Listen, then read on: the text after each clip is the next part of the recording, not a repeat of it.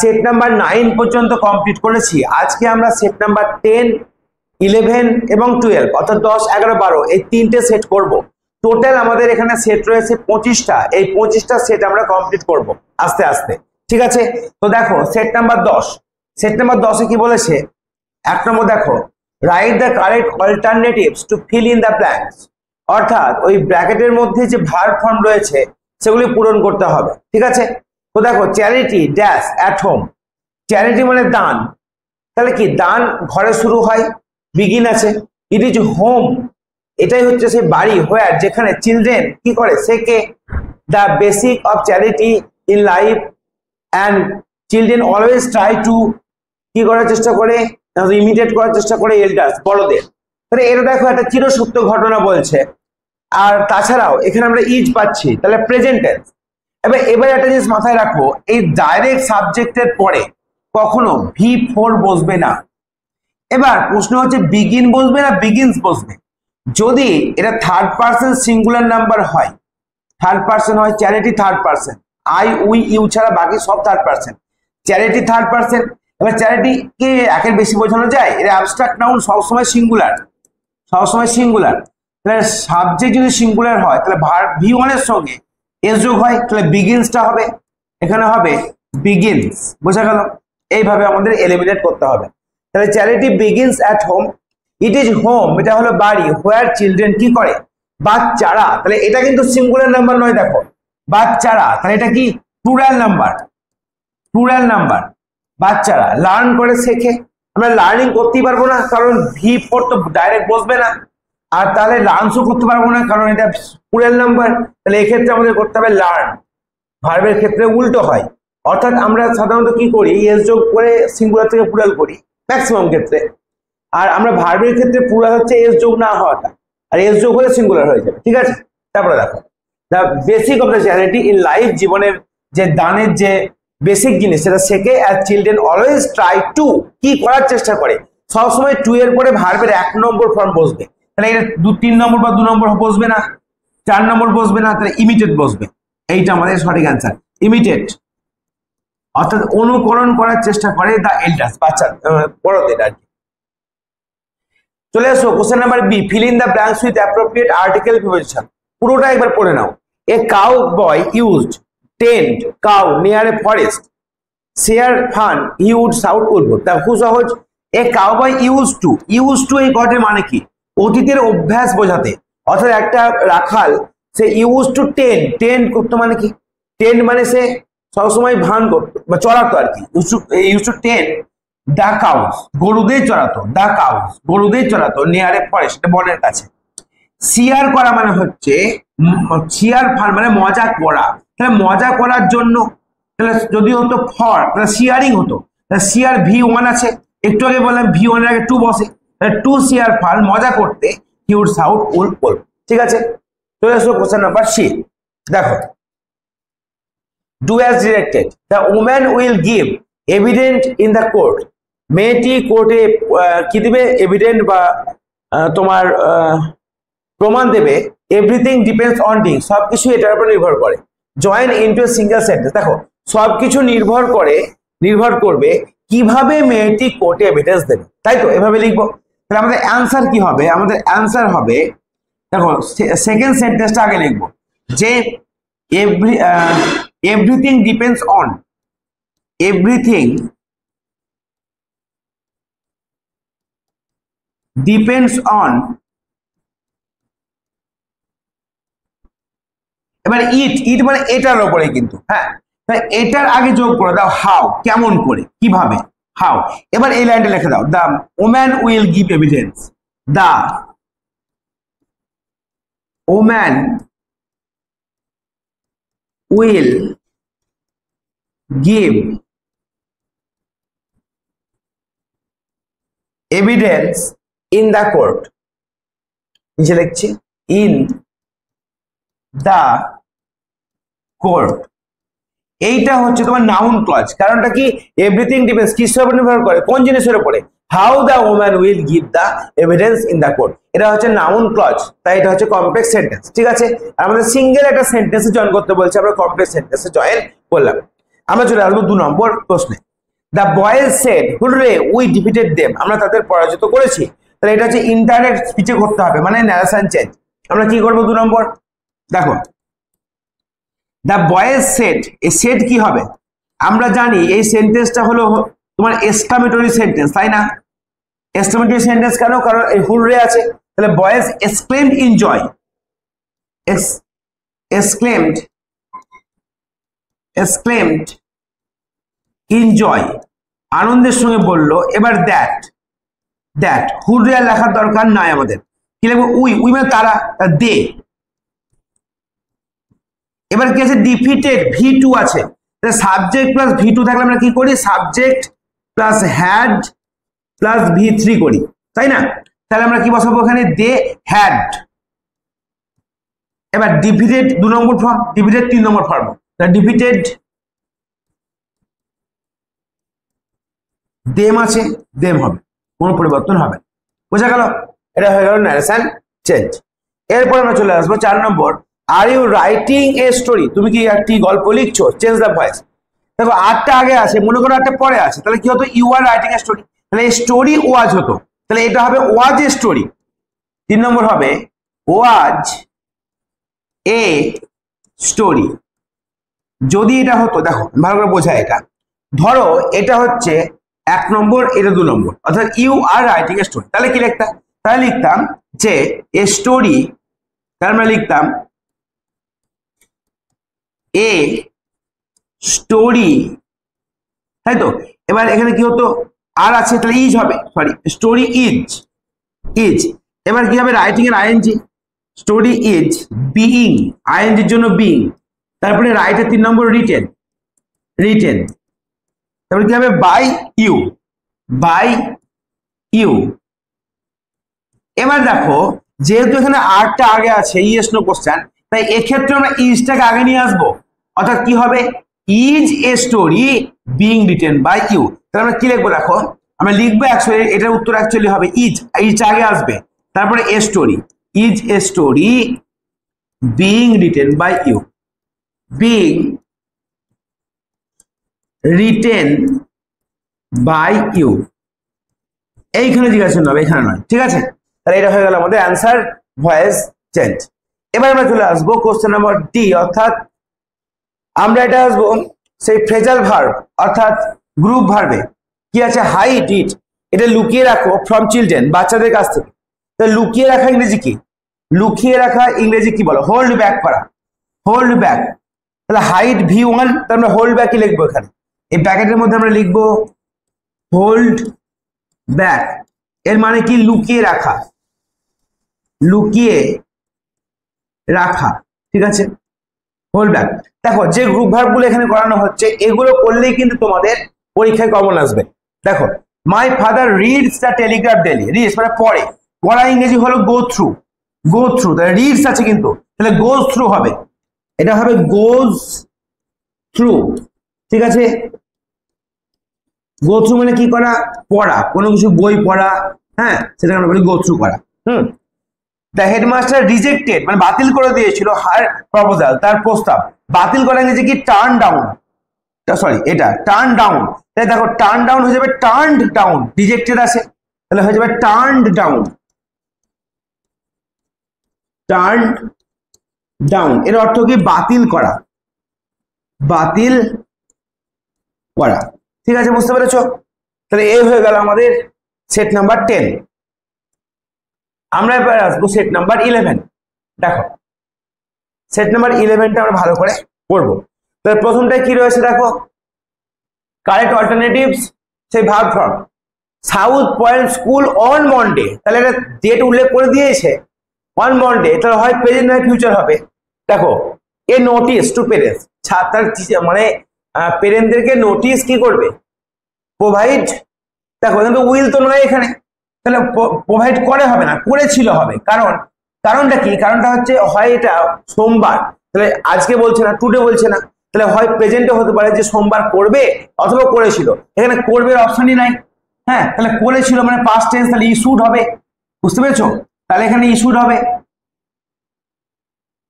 এবার দেখো এটা যদি পাস্ট টেন্স হয়, পুরোটা এবারে পাস্ট টেন্সে করতে হবে।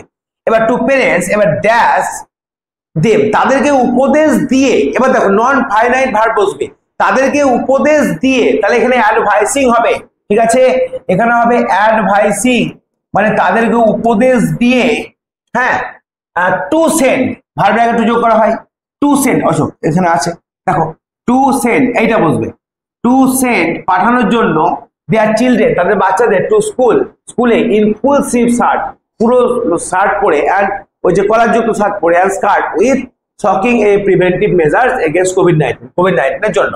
বোঝা গেল? আমরা এখানে কি শিখলাম যে এটা পাস্ট টেন্সের ঘটনা, তাই ইস্যুড বসলো, আর এটা নন ফাইনাইট ভার্ব হিসেবে অ্যাডভাইসিং বসলো, কারণ কমা আছে, এখানে কোনো সাবজেক্ট নাই, তাহলে সেক্ষেত্রে সাবজেক্ট না থাকলে V3 নয় V4 বসবে, মাথায় রাখিও, এইখানে কোনো সাবজেক্ট কিন্তু কমার পরে নাই, থাকলে কি হতো V1 বা V2 বসতে পারতো। আচ্ছা, এবার দেখো এখানে দেম টু সেন্ড, কারণ আমরা এখানে সবসময় ভার্ব আগে টু যোগ করে কি করব, এটা করতে হবে, আর সবসময় মাথায় রাখবে যে সেন্টেন্সটা কিন্তু মানে বা অর্থ বুঝতে হবে, তবে কিন্তু পারবে। Number B, as a boy, বালক হিসাবে, Salim Ali had felt the need, Salim Ali অনুভব করেছিল প্রয়োজনীয়তা, for dash good book, for a good book, একটা ভালো বইয়ের জন্য, হ্যাঁ, কিসের জন্য, ইন্ডিয়ান বার্ডস এর উপরে, পাখিদের, ভারতীয় পাখিদের ওপরে, কোনো কিছুর ওপরে বই, এর ওপরে বই, তাহলে অন বসবে। The few books then available were, কিছু বুক ছিল যেগুলো অ্যাভেলেবল ছিল, ওয়্যার ড্যাশ ইলিউস্ট্রেশন, তাহলে উইথ ইলিউস্ট্রেশন, মানে যার মধ্যে ছিল ইলিউস্ট্রেশন অ্যান্ড কন্টেন্ট লং ডাল ডেসক্রিপশন, তাহলে এটা হবে উইথ, ঠিক আছে, কোনো কিছু দিয়ে অ্যাভেলেবল থাকা, এখানে সে হিসাবে বইগুলি কিসে ভরা ছিল, তো ইলিউস্ট্রেশনে, তখন উইথ দেওয়া হবে। দেখো চলে এসো, do as directed, Sain Chowdhury is a famous dentist, she lives at Banipur, join into a single sentence, খুবই সহজ এটা। সাইন, দেখো আমরা এইভাবে করতে পারি রিলেটিভ ক্লজ দিয়ে, কি লিখতে পারি, সাইন চৌধুরী, চৌধুরী হলো, এবার এখানে লিখতে পারি সি জায়গায় লিখতে পারি হু লিভস অ্যাট বাণীপুর, এখানে আমরা লিখতে পারি হু লিভস অ্যাট বাণীপুর, তাহলে সি এর জায়গায় আমি লিখলাম, কি লিখলাম, সি এর জায়গায় আমরা লিখলাম হু, দেখো এই সি ও যে, সাইন চৌধুরীও সে, তাহলে এটাকে আগে নিয়ে চলে এলাম রিলেটিভ ক্লজের জন্য, বাকি থাকলো ইজ এ ফেমাস ডেন্টিস্ট, এটা আমরা লিখে দেবো, ইজ এ ফেমাস ডেন্টিস্ট, এটা আমাদের অ্যান্সার হয়ে গেল, বুঝতে পারলা? তারপর চলে আসো 2 নম্বর, grandmother said to me save money for future, দেখো এটা উপদেশ দেওয়া, অ্যাডভাইস সেন্টেন্স, তাহলে কি করবো, গ্র্যান্ড মাদার বলেছিল যে ভবিষ্যতের জন্য টাকা বাঁচাও, তাহলে গ্র্যান্ড মাদার অ্যাডভাইসড মি, তাহলে 2 নম্বরের অ্যান্সার লিখছি, গ্র্যান্ড মাদার অ্যাডভাইসড মি হলো, এবার কি যোগ হয়, টু যোগ হয় এখানে, to save money for future, to save মানি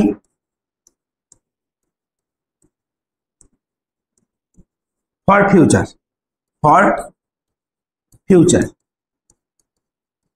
আমাদের অ্যান্সার হয়ে গেল।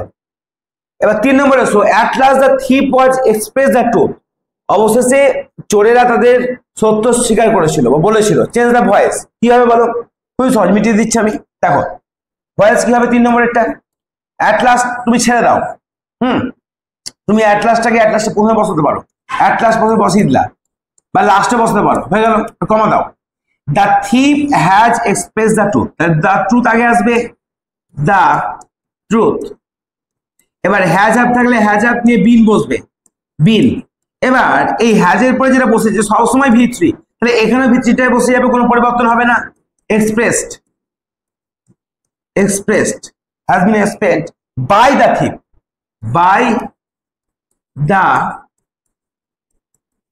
বাস আমাদের অ্যান্সার হয়ে গেল, ঠিক আছে।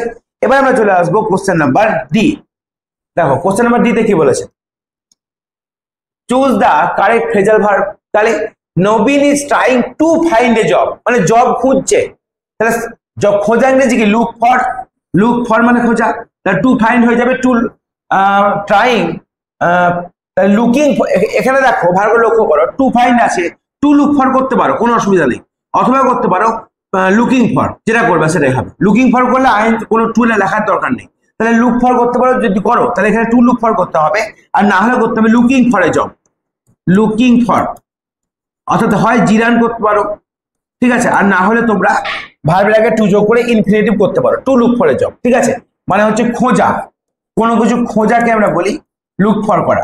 ঠিক আছে, তারপরে প্রীতম অলওয়েজ অ্যাপিয়ার্স, প্রীতম সবসময় আবির্ভূত হয় ইন টাইম, অ্যাপিয়ার মানে আবির্ভূত হওয়া, সামনে আসা, মানে turn up, turn up, appears আছে তার টার্নস আপ হবে, এখানে কি হবে টার্নস আপ, টার্নস আপ মানে বলতে পারো আবির্ভূত হওয়া,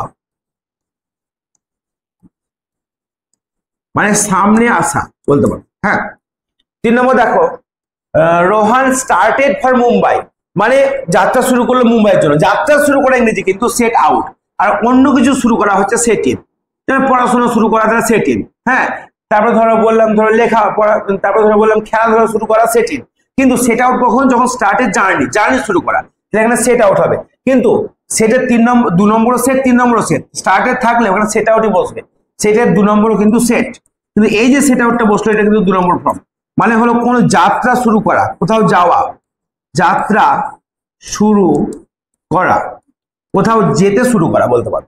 হ্যাঁ, সহজ ভাষায় হয়ে গেল। আজকের আমাদের লাস্ট সেট, সেট নাম্বার 12, এই 12 নম্বর সেটে আমরা চলে আসবো। দেখো,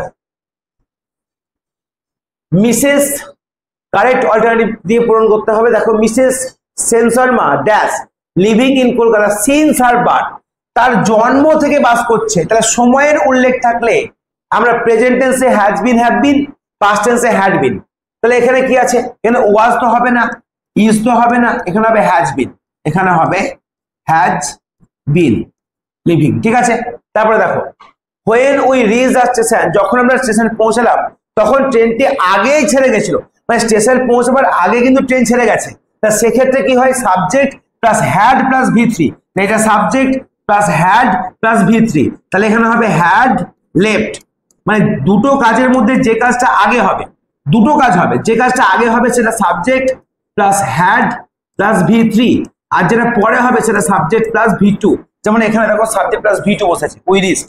ঠিক আছে, তারপর চলে আসো 3 নম্বরে, every citizen has a duty, প্রত্যেক সিটিজেনের একটা কর্তব্য আছে, his or her own country's heritage, to respect, respect করার, to respect his or her own country's heritage. ঠিক আছে, হয়ে গেল। Question number B, fill in the blanks with appropriate article preposition dash students dash a neighboring school, তাহলে the students, সব student নয়, নির্দিষ্ট students, the students of a neighboring school, আরে পার্শ্ববর্তী স্কুলের ছাত্ররা, আর going to যাচ্ছে কোথায়, an excursion to দার্জিলিং, দার্জিলিংয়ে যাচ্ছে, বোঝা গেল। চলে আসো C, do as directed, where did you see the book, তুমি কোথায় বইটা দেখেছিলে, চেঞ্জ দ্য ভয়েস, তবে এই ভয়েসে চেঞ্জ করতে গেলে তুমি আগে ইউ সি দা বুক এর চেঞ্জ করো, এই ভয়েস চেঞ্জ করো, কি হবে বলো, এটার হবে, দেখো এটার হবে তোমার the book is seen by you, the book is seen by you, শুধু এইটুকুর ভয়েস। এবার হোয়ার ডিড আছে, তাহলে এবার আমরা কি করবো, ডিড আমরা কখন আগে নিয়ে আসি, যখন আমরা কোশ্চেন বানাই, তাহলে ইজটাকে আগে নিয়ে আসো, তাহলে এবার আমরা লিখবো is the book, is the book seen by you, এবার এর আগে যোগ করে দাও হোয়ার, এর আগে যোগ করে দাও হোয়ার, তাহলে এটাই হলো অ্যাকচুয়ালি অ্যান্সার, বুঝতে পারলে।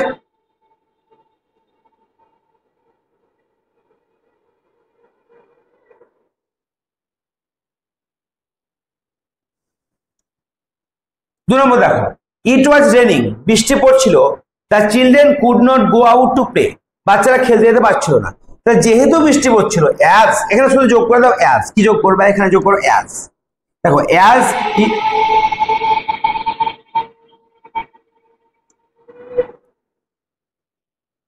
হলো, দেখো ইট ওয়াজ রেনিং, এটা বৃষ্টি পড়ছিল, the children could not go out to play, বাচ্চারা খেলতে যেতে পারেনি, জয়েন ইনটু কমপ্লেক্স সেন্টেন্স, জটিল বাক্যে জয়েন করো, তা তুমি অ্যাজ দিয়ে জয়েন করতে পারো, এখানে কি লিখতে পারো, কিচ্ছু না, এখানে শুধু অ্যাজ যোগ করে দাও, অ্যাজ, যেহেতু ইট ওয়াজ রেনিং, এটা বৃষ্টি পড়ছিল, কমা দাও, the children could not go out to play, সেই জন্য বাচ্চারা খেলতে যেতে পারেনি, যেহেতু সেহেতু এরকম অর্থে কমপ্লেক্স সেন্টেন্স হয়, বোঝা গেল, আমরা এটা লিখছি না। 3 নম্বর দেখো, Reshmi plays the funniest role in the show, Reshmi সবচেয়ে মজার পাঠ করেছিল সেই শোতে। এটা পজিটিভ ডিগ্রিতে নিয়ে এসো। কোথায় ডিগ্রি আছে দেখো, এখানে আছে ফানিয়েস্ট, মানে সুপারলেটিভে আছে। তাহলে আমাদের কি করতে হবে এখানে, এটাকে আমাদের পজিটিভে করতে হবে। তাহলে কি লিখবো, নো আদার পারসন হলো in the show, in the show plays